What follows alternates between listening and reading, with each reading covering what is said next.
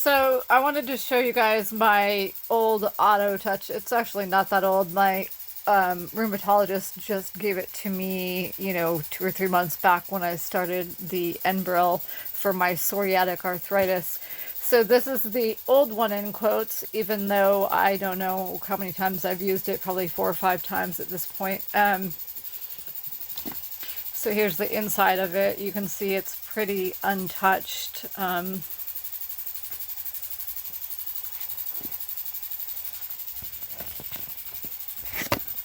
Here's what it looks like out of the box. And let's see here. Press this little button. Yeah, and that's where you put the cartridge for the Enbrel, and then you close it just like that. And somewhere on this thing, oh, I think it's right here.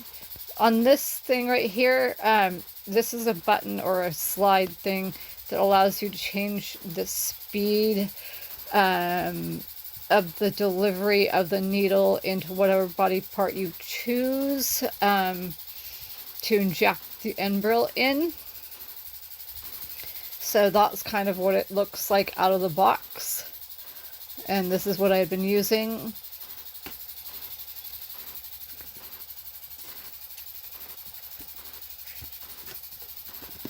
And again, I didn't use it very many times, and the expiration date, I guess, I didn't know about that, was on February 14th of 2023 of this year. I didn't know that it had an expiration date, and I guess that's like, it's kind of like, when you have a Windows laptop or an Apple iPhone or an Android Samsung phone or whatever, like you want to have the newest phone or, the newest version of Windows, with all the updates and stuff, so you don't get hacked, and so that things don't malfunction or whatever. So that's exactly why these things, the auto touches, have expiration dates on them, I guess. Plus, like, if they are prone to cracks or whatever, like, then you want to make sure that you don't have, an auto touch that won't function anymore because of a crack that's gotten bigger or whatever. So I'm covering up the label, obviously, but this is the new one that I haven't opened yet. This is the Enbrel that I got on July 19th, 2023. That is if it wasn't sitting downstairs, which I suspect it was for like a week or whatever, because these felons and ex-mafia members have opened my mail, which is a felony, in the past, and they were like, "Oh, I'm sorry, I thought it was my mail." I don't think so. Like, my name does not sound at all like your name. It is a quote-unquote female name, not a male name. My first name has 5 letters in it. Your first name, at least Glen, has 4 letters in it. Greg, 4 letters in it. Doesn't sound anything like my name. So let's see what's in the box.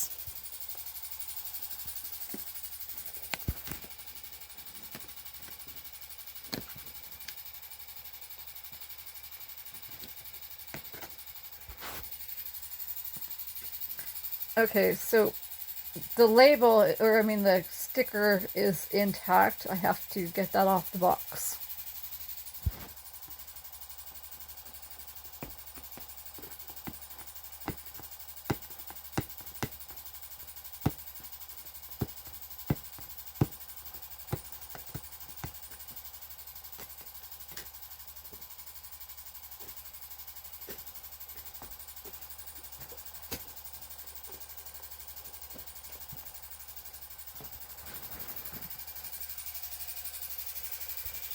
Okay, so it's identical to the old auto touch, just this one has Bluetooth, which I really don't want to deal with because the fella next door that used to be an attorney gets into my stuff on behalf of the ex-mafia members and myredbook.com Republican felons and corrupt cops and stuff.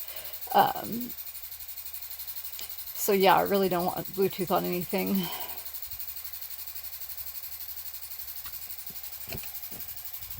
So other than that, here's a little story. So just right after I started the Enbrel, I was very upfront with the two ex-mafia members that it could not be taken out of a refrigerator for longer than 40 minutes, and that once it hit room temperature, it could not go back into another refrigerator. The two ex-mafia members, Greg and Glen Chapel, were aware of it. Glenn always says that he hears noises coming from the refrigerator, which I never hear. And I've always attributed that to him and his brother being ex-mafia members and being super paranoid. So he took my Enbrel out of the refrigerator. I don't know how long it was out for. And then he put the Enbrel into his brother's refrigerator in the fire hazard garage that's covered in fecal matter and urinal matter, human and dog. And, you know, you may not see it visibly, but it's there. And the fecal and urine from the dogs has not been cleaned up in like 20 years, over 20 years. So all the stains and stuff in the garage that you see is from that, as well as from Greg. And then, you know, that's the same thing with all the stains and stuff in the house, like some of them at least. Like, I'm sure there are, you know, semen stains and vaginal fluid stains all over the house as well from various criminals, including law enforcement or corrupt law enforcement.